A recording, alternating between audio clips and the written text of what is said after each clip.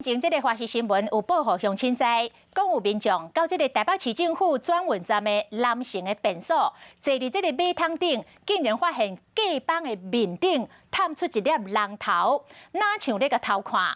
这个民众马上就举手机录影存证，而且来报案。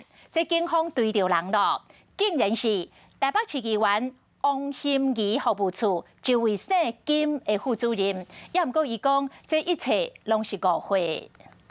坐伫查甫便所的马桶，隔间向出现一个查甫人的面，互当事人当场惊到。听到隔壁的那个墙板有被撞到的声音，站起来仔细看，就发现他已经露出一点点头了。出来之后，他也没有要躲我的意思，他还一直在我附近晃来晃去，他还站在楼梯那里，让我完全也没办法上去。 随摕手机甲这个查甫人的面翕落来，随报警。华视新闻真正报道，伫23号暗时，伫台北市府转运站的查甫便所发现有人咧共偷看。警方追查了后，找到这位共偷看的查甫人，是台北市议员王馨仪服务处姓金的副主任。王馨仪嘛出面来说明，联络对方，看愿不愿意在派出所后面当面说明一下，如果有对他造成不便或者是不舒服的地方，能够当面的解释清楚、致意、致歉。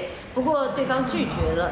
这位姓金的副主任嘛，透过服务处讲，当时是因为听到隔壁间的便所出现奇怪的声音，烦恼有人需要帮助，因为要共关心才看一个。若是会当联络对方嘛，愿意和对方会师的。不过到底是善意的关心，或者是挑工要共偷看，真相要是要等警方来调查才会知影。 我是吴依璇，想要跟我一起看新闻吗？现在就打开华视的 YouTube 频道，按下订阅，还要开启小铃铛哦。